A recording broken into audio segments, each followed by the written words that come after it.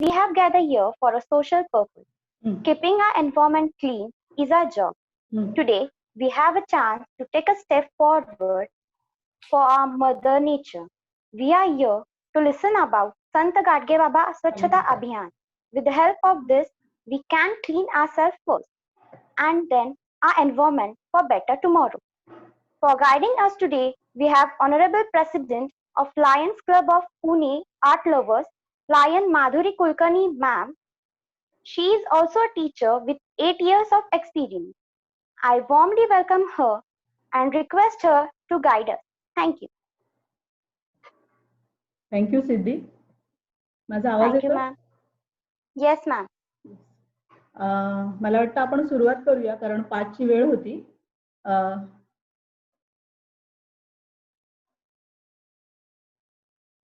चालेल मी सुरुवात केली तर? सिद्धी, Kunal? Yes, ma'am, of course. Yes, ma'am, of course. Yes, ma'am. Yes. नमस्कार, मी Lion Madhavi Kulkarni, Lions Club of Pune Art Lovers या क्लबची मी 2020-2021 ची प्रेसिडेंट म्हणून इलेक्ट झालेले आहे. आणि मला सांगायला खूप आनंद होतो की रविवारी आम्ही दर रविवारी आम्ही व्याख्यानमाला सुरुवात झालेली आहे. त्याच्यामधलं हे तिसरं पुष्प मी विणते आहे. याच्या आधी आपल्या क्लबचे, लायन्स क्लबचे आर्ट लवर्सचे सेक्रेटरी लायन गिरीश चांदेकर यांनी आपल्याला करिअर गायडन्स याच्याविषयी मार्गदर्शन केलं होतं. त्यानंतरच्या रविवारी आपले जे फर्स्ट VP आहेत आदरणीय सतीशजी महाशिकारे यांनी सुद्धा आपल्याला व्हॅल्यू एज्युकेशनवर, मूल्य शिक्षणावर अतिशय सुंदर असं व्याख्यान आपण त्यांचं आयोजित केलं होतं. आपल्याला त्यांनी व्याख्यान दिलं होतं. आजच्या रविवारी व्याख्यानाचं हे पुष्प विणण्यासाठी मला पाचारण केल्याबद्दल, मला विनंती केल्याबद्दल मी तुम्हा सर्वांचे, लिओ क्लबचे सुरुवातीला खूप आभार मानते आणि मी आजच्या आपल्या व्याख्यानाला सुरुवात करते. आजचा जो विषय दिलेला आहे मला, किंबहुना मी स्वतःच तो विषय घेतलेला आहे, तो आहे स्वच्छतेचे कार्य, स्वच्छतेचा वसा आणि संत गाडगेबाबा यांचं जे चरित्र आहे किंवा त्यांनी केलेलं जे काम आहे याच्याबद्दल मी बोलणार आहे. तर आपण हे जे लेक्चर आहे किंवा हे जे व्याख्यान आहे यामध्ये आपण मुख्यतः 3 गोष्टी किंवा 3 मुद्दे मी घेऊन या विषयावर बोलणार आहे. सर्वात पहिला मुद्दा जो आहे तो म्हणजे पर्यावरण म्हणजे काय, पर्यावरणामध्ये कोणकोणते घटक येतात किंवा पर्यावरणाबद्दल आपण शिकणार आहोत किंवा आपण त्या गोष्टी जाणून घेणार आहोत. त्यानंतर दुसरा मुद्दा म्हणजे स्वच्छता. नक्की स्वच्छता म्हणजे काय? आता आपण म्हणू की हे काय म्हणजे स्वच्छता तर सगळ्यांनाच माहिती आहे किंवा क्लीनलीनेस म्हणजे हे सगळ्यांनाच माहिती आहे, पण काही छोट्या छोट्या गोष्टी असतात ज्या आपल्याला कळतात पण आपल्याला वळत नाहीत. तर त्याविषयी मी थोडंसं बोलणार आहे. आणि त्यानंतर गाडगे महाराज म्हणजे स्वच्छतेच्या या प्रांतामध्ये, क्षेत्रामध्ये गाडगे महाराजांचं काम हे अतिशय अजोड असं आहे आणि त्याबद्दल म्हणूनच नेहमीच मला स्वतःला त्यांचं खूप आकर्षण वाटत आलेलं आहे. त्यामुळे मी गाडगे महाराज यांच्याबद्दल बोलणार आहे. तर आपण स्वच्छतेच्या या व्याख्यानाला सुरुवात करूया. मी PPT वर काही शो बनवलेला आहे या संदर्भात, तो मी आपल्याला शेअर करते आहे.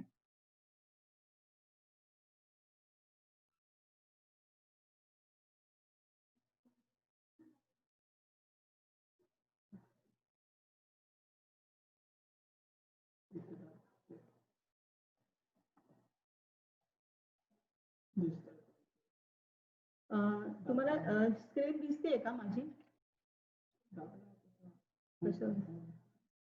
कुणाल?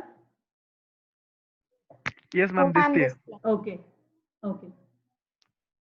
तर आपण या PPTच्या माध्यमातून आज पर्यावरण म्हणजे काय, स्वच्छता म्हणजे काय आणि संत गाडगे महाराजांचं कार्य याला सुरुवात आपण करणार आहोत. शुद्ध आणि सुरक्षित पिण्याचे पाणी, घराची स्वच्छता आणि अन्नाची काळजी, वैयक्तिक स्वच्छता, परिसर स्वच्छता, सांडपाण्याचे नियोजन आणि घनकचऱ्याचे व्यवस्थापन मानवी मलमूत्राची विल्हेवाट, या सगळ्या गोष्टींचा जो समावेश आहे स्वच्छतेच्या या व्याख्यानामध्ये आपण करणार आहोत. बहुतांश आजार जे आहेत ते आपल्याला माहिती आहेत की अशुद्ध पाणी, अस्वच्छ परिसर आणि वैयक्तिक व सार्वजनिक स्वच्छतेचा अभाव यामुळे आपल्याला दिसून येतात सगळ्या प्रकारचे आजार.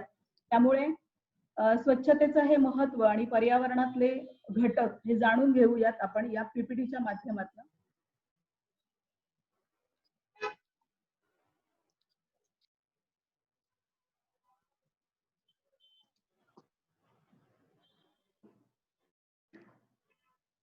आपण आता आज बघणार आहोत स्वच्छतेचा वसा आणि संत गाडगे महाराज यांचे कार्य.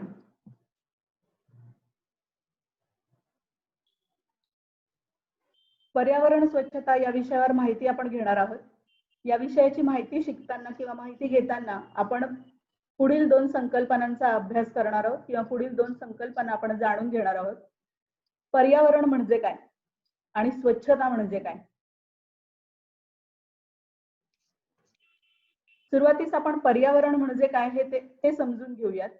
तर साध्या आणि सोप्या भाषेमध्ये आपल्या भोवतालच्या परिसरास पर्यावरण असे म्हणतात. वनस्पती अथवा प्राणी ज्या नैसर्गिक पर्यावरणात जगतात, वाढतात, तेथील हवा, जमीन, पाणी, इतर सजीव, पर्जन्यमान, उंची, तापमान इत्यादींचा सगळ्या गोष्टींचा समावेश हा पर्यावरणामध्ये होतो. आता पर्यावरणातले नेमके घटक कोणते. तर हवा हा पर्यावरणातला घटक आहे. त्यानंतर पाणी हा सुद्धा पर्यावरणातला घटक आहे. जमीन, झाडे, झुडूप, फुले, प्राणी, पक्षी, नदी, माणसे हे सगळे पर्यावरणाचे घटक आपण पाहिले.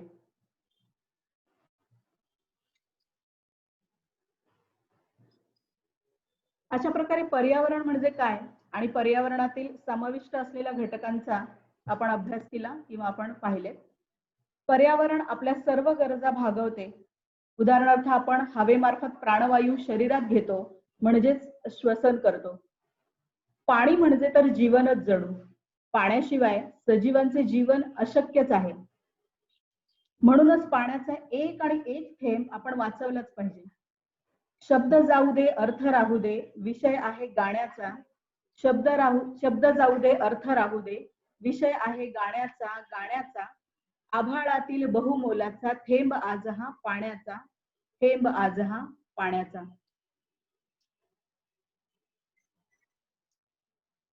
पाण्यानंतर जमीन हा तर पर्यावरणाचा एक अविभाज्य असा घटक आहे. पृथ्वीवर आपण सर्वच सजीव राहतो. तिच्या अंगाखांद्यावर स्वच्छंदपणे बागडतो, विहरतो. शेतकरी हा तर या पृथ्वीचा जवळचा मित्रच आहे जणू. दिवसभरात रानात कष्ट करून हाच बळीराजा अन्न पिकवतो. धरित्रीला सुजलाम सुफलाम करतो. हा आपला पोशिंदा आपल्या धरती मातेची प्राणापलीकडे काळजी घेतो. मातीमधून पिकवितो मोती, धनधान्याच्या पिकवितो राशी. मातीमधून पिकवितो मोती, धनधान्याच्या पिकवितो राशी. आपण सर्वच जण पर्यावरणात राहतो. आपण मनुष्य देखील पर्यावरणाचाच एक जबाबदार असा घटक आहोत. म्हणूनच पर्यावरण स्वच्छ राखणे हे आपले आद्य कर्तव्य आहे. पर्यावरण प्रदूषित होऊ नये म्हणून आपण सर्वांनीच प्रयत्न केले पाहिजेत. घराची, परिसराची स्वच्छता हे आरोग्याचे महत्त्वाचे असे अंग आहे. आपण जेथे राहतो तो परिसर स्वच्छ ठेवणे ही आपली वैयक्तिक आणि सामाजिक तसेच सामूहिक जबाबदारी आहे. कारण परिसराचा बरा वाईट असा परिणाम आपल्यावर किंवा आपल्या आरोग्यावर होतच असतो. म्हणून स्वच्छतेचं महत्त्व आपल्या सगळ्यांनीच जाणून घेतलं पाहिजे आणि त्या स्वच्छतेविषयी आपण सगळ्यांनी जागरूक असलं पाहिजे. आणि पृथ्वीवरचा हा जो कचरा रूपी जे संकट आहे ते आपण दूर केलं पाहिजे.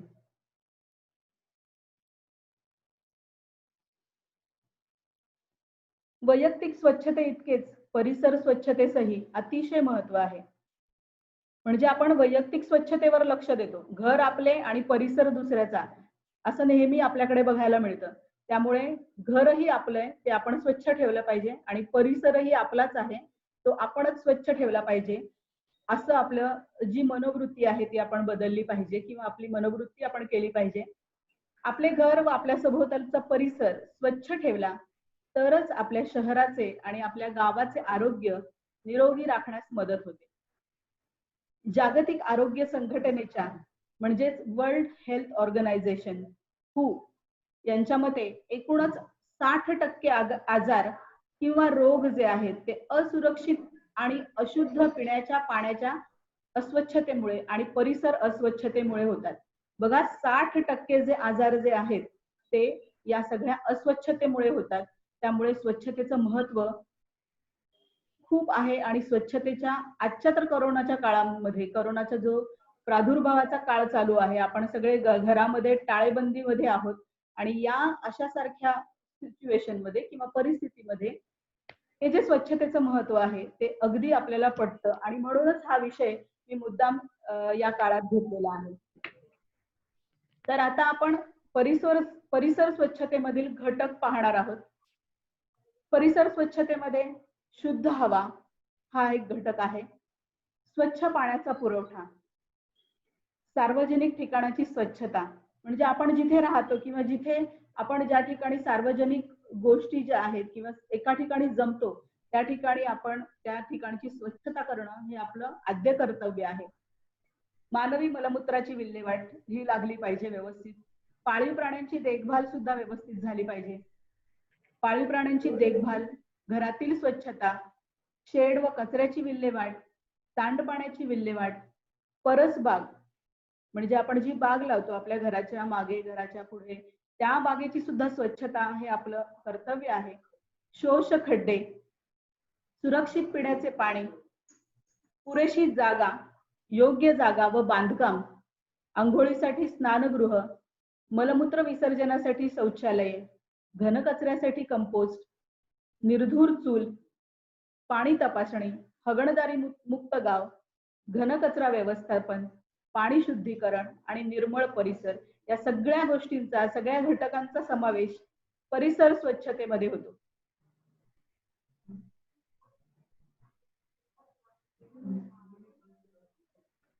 पृथ्वीवर सर्वात बुद्धिमान जर कोण असेल तर तो मानव.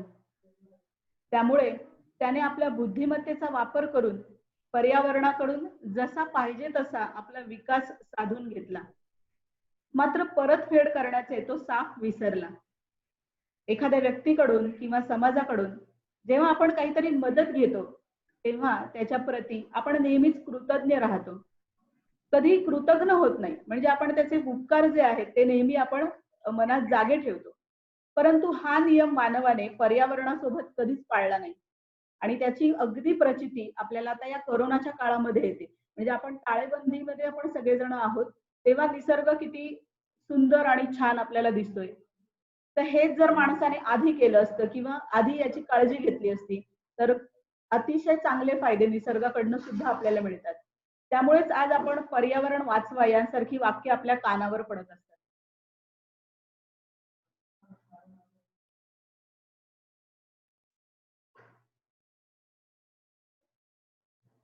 पर्यावरण अस्वच्छतेमुळे किंवा पर्यावरण ऱ्हास याच्यामुळे कोणकोणते दुष्परिणाम आपल्याला जाणवतात ते आपण आता बघणार आहोत.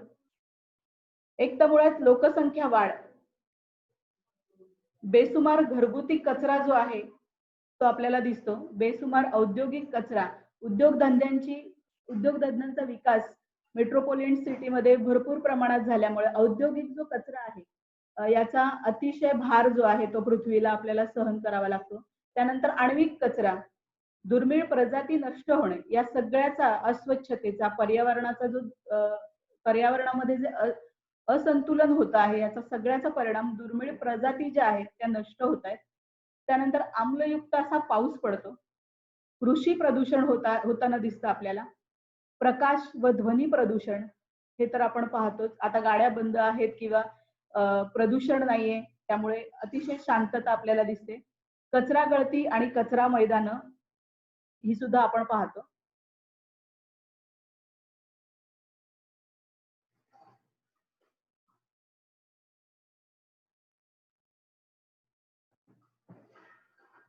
गरजेपेक्षा जास्त नैसर्गिक संसाधनाचा वापर आणि प्लास्टिक मुळे होणारा कचरा बेसुमार गतीने वाढत आहे. पृथ्वीवर जागतिक आणीबाणी जाहीर करावी लागेल एवढे कचऱ्याचे शेपूट वाढत चालले आहे. एका ठिकाणचा कचरा दुसऱ्या ठिकाणी टाकला की तो नष्ट होतो असे नाही. प्लास्टिक कचरा, किरणोत्सारी कचरा व जड धातू वर्षानुवर्षे पृथ्वीच्या वातावरणातून नष्टच होत नाहीयेत. सागरी व जमिनी, सजीव प्रजाती व वनस्पती या मानवनिर्मित कचऱ्याची हकनाक शिकार होत आहे आणि पृथ्वीचे कधीही न भरून निघणारे असे नुकसान होत आहे.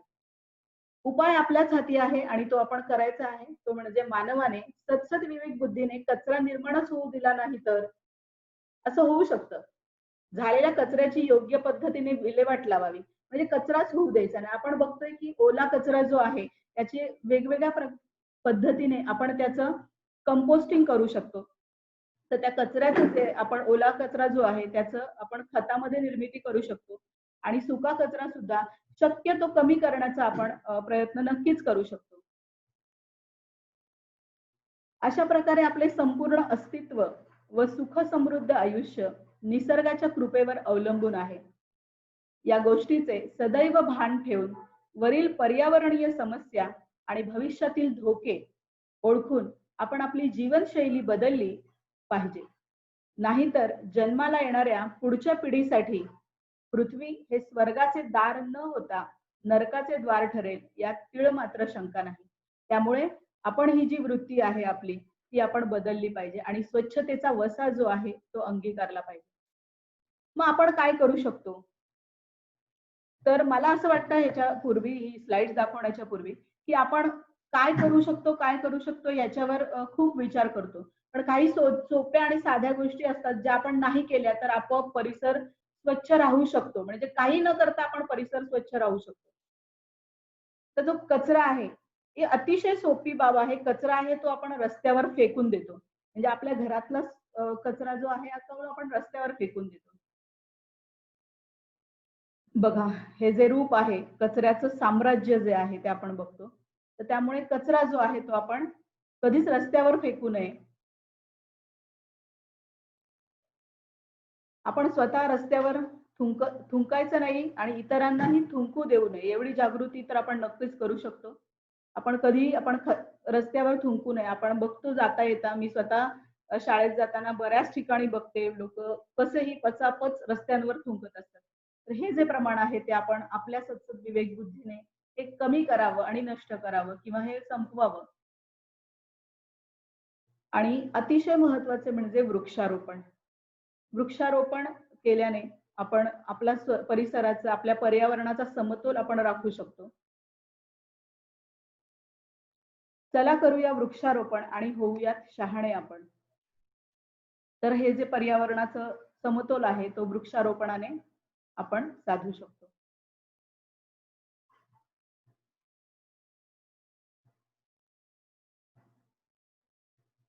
एक स्वच्छतेची शपथ आम्ही आमच्या शाळेमध्ये तयार केली आहे, तर ती आपण बघूयात. समाजाचा एक जबाबदार नागरिक म्हणून मी शपथ घेते की स्वच्छता हे एक व्रत म्हणून मी स्वीकारले आहे. माझ्या सभोवतालचा आणि माझ्या शाळेचा आवार मी स्वच्छ ठेवणे ही माझी जबाबदारी आहे. स्वच्छता हे मूल्य घरी, समाजात आणि सर्वत्र वापरण्याचा मी आग्रह धरेन.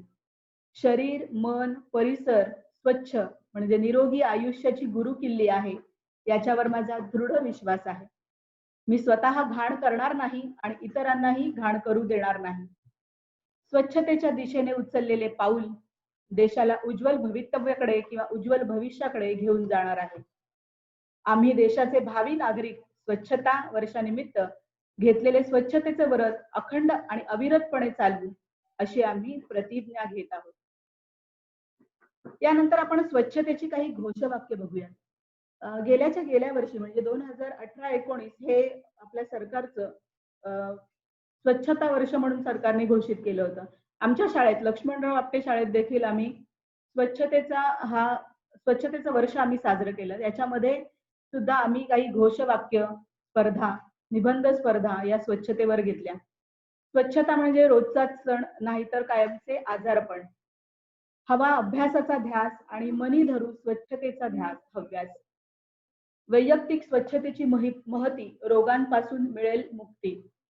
शहराची शान स्वच्छ पुणे हाच खरा अभिमान. थोडी तरी ठेवा जाण स्वच्छ सार्वजनिक ठिकाणी करू नका घाण. हम सबका यही सपना स्वच्छ भारत हो अपना. गांधी जी के सपनों का भारत बनाएंगे, चारों तरफ स्वच्छता फैलाएंगे.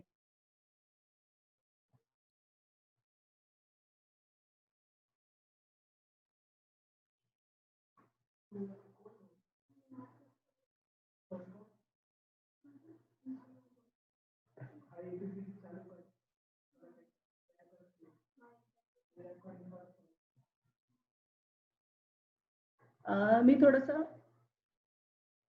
आता आपण स्वच्छता आणि पर्यावरण या गोष्टींचा आपण म्हणजे या गोष्टी आपण पाहिल्या. आता आपला जो व्याख्यानाचा पुढचा भाग आहे तो म्हणजे संत गाडगेबाबा यांचे स्वच्छतेचे कार्य. मी एकच मिनिट मी ब्रेक घेते. Kunal? Yes ma'am, of course of course. एकच मिनिट, थोडासा टेक्निकल इश्यू आहे.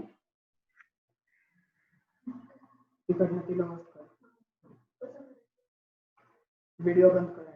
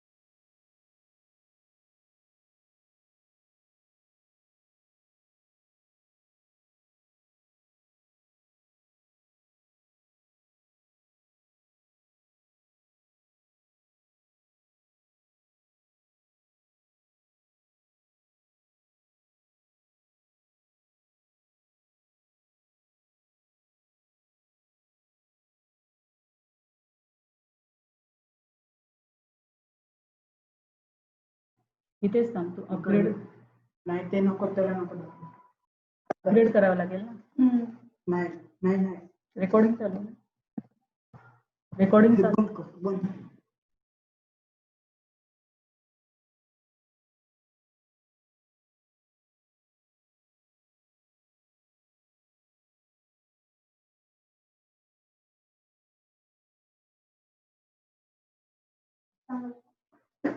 नमस्कार, येतोय आवाज सगळ्यांना? कुणाल? मॅडम येतोय. येस, थोडासा टेक्निकल इश्यू झाला होता. पुन्हा सुरुवात करते. आपण स्वच्छता आता एक 5 मिनिटांमध्ये मीटिंगचं जे टायमिंग आहे तो संपेल. पुन्हा त्याच ह्याच्यावर सगळ्यांनी मीटिंग जॉईन करावी ही सगळ्यांना नम्र विनंती. ठीक आहे. तर आपण पर्यावरण आणि स्वच्छता या घटकांचा हे घटक आपण पाहिले. यानंतर व्याख्यानाचा जो मुख्य मुद्दा आणि त्याच्या पुढचा मुद्दा जो आहे तो म्हणजे स्वच्छतेच्या कार्यामध्ये अत्यंत मोलाचं आणि अजोड असं योगदान देणारे संत गाडगेबाबा यांच्याविषयी आपण थोडक्यात जाणून घेणार आहोत. समाजाला शिक्षणाचे महत्व, स्वच्छता आणि चारित्र्य यांची शिकवण देत अंधश्रद्धा समूळ नष्ट झाली पाहिजे. यातूनच मानवाचे कल्याण व समृद्धी होत असल्याचा मंत्र गाडगेबाबा यांनी गावोगावी जाऊन दिला. आणि स्वच्छतेत देव पण शोधणारा एक थोर निष्काम कर्मयोगी म्हणजे राष्ट्रसंत गाडगे बाबा होय यांचा अभ्यास जो आहे किंवा यांच्याबद्दलची माहिती आपण याच्या पुढे जाणून घेणार आहोत. गाडगे बाबांचा काही माणसांचा जन्म हा स्वतःसाठी नसतोच मुळे. जगासाठी देह झिजवणे हा त्यांच्या आयुष्याचा जीवनधर्म नसतो. त्यांच्या हातात सोन्या चांदीचे कडे नसतात, तर निस्वार्थ सेवेचे असे कंकण असते. रंजल्या गांजलेल्यांसाठी वात्सल्य ओसंडून वाहणारा असा एकच त्यांचा चेहरा असतो. पिचलेल्यांना ऐकून धावून जाणे आणि कोसळलेल्यांना उचलून आधार देणे हा त्यांचा ध्यास असतो. आपल्या जन्माने संपूर्ण जग स्वच्छ व सुंदर करणारा असा डेबू म्हणजेच माणसात देव शोधणारा संत सुधारक गाडगे महाराज यांच्याविषयी आणि त्यांच्या स्वच्छतेच्या कार्याविषयी आता आपण जाणून घेऊयात. संत गाडगेबाबांचा जन्म अमरावती जिल्ह्यातील शेंडगाव येथे 20 फेब्रुवारी 1876 साली झाला. त्यांचे शिक्षण जे आहे ते कुठल्याही शाळेमध्ये जाऊन कोणत्याही प्रकारचं औपचारिक असं शिक्षण त्यांनी घेतलं नाही, कारण घरची अत्यंत गरिबी होती. आणि पण त्यांचं जे शिक्षण आहे किंवा त्यांनी जे समाजाला मोलाचे विचार दिले हे सुशिक्षितांनाही लाजवणारे त्यांनी तत्वज्ञान सांगितलं. गाडगे महाराजांचं कार्य जे आहे ते आपण थोडक्यात जाणून घेऊयात. गाडगे महाराजांनी हातात खराटा घेऊन गावोगावी स्वच्छता केली. कीर्तनाच्या माध्यमातून अज्ञान अंधश्रद्धा यातून मुक्ती मिळवण्यासाठी कीर्तने केली. स्वच्छतेचे महत्व पटवून देण्यासाठी जागृतीपर अशी कीर्तनं केली. लक्षावधी रुपये वर्गणी रूपाने त्यांनी जमवली. धर्मशाळा, गोशाळा, पाठशाळा आणि शाळा बांधल्या. घाट पाणवठे बांधले. गरीब होत आता इथे घाट आणि पाणवठे बांधले याच्याबद्दल मला अतिशय महत्वाचं असं सांगायचंय की बरेचदा आपण मंदिरं बांधली किंवा धर्मशाळा बांधल्या असं ऐकतो, पण घाट आणि पाणवठे बांधले. जेव्हा गाडगे बाबा गावागावामध्ये जाऊन कीर्तन करत होते, पहिल्यांदा स्वच्छता करत होते, गावागावामध्ये जाऊन कीर्तन करत होते. स्वच्छता करताना त्यांना एक गोष्ट खूप प्रकर्षाने जाणवली, ती म्हणजे लोक मंदिरात जात होते, दर्शन घेत होते आणि तिथल्याच जवळच्या असलेल्या नदीपाशी ते पाय धुण्यासाठी किंवा स्वच्छतेसाठी ते जात असत. आणि काही म्हणजे बऱ्याच वेळेला असं व्हायचं की पाय घसरून तिथे नदीच्या ठिकाणी लोक पडत होते. गाडगे महाराजांनी हे बघितलं, त्यांनी त्याचा विचार केला आणि त्यांनी घाट बांधले. तर हे अतिशय मोलाचं कार्य जे आहे म्हणजे ते त्यांनी केलं. गरीब होतकरू लोकांसाठी मोठमोठ्या सेवाभावी संस्था त्यांनी उभारल्या. आंधळे पांगळे रंजले गांजले यांची यात्रा